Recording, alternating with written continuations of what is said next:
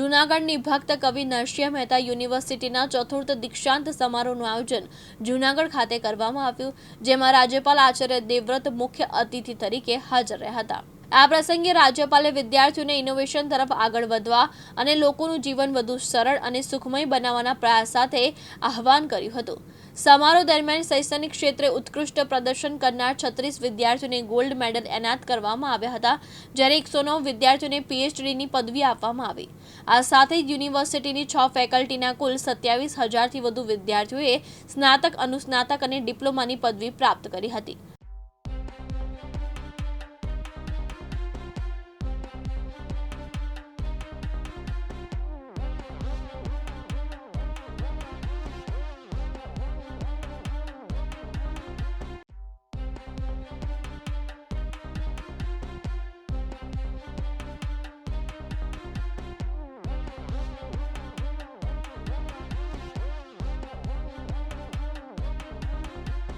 પ્રકાશ દવે સાથે યજ્ઞેશ ભટ્ટ, દિવ્યાંગ ન્યૂઝ, જૂનાગઢ।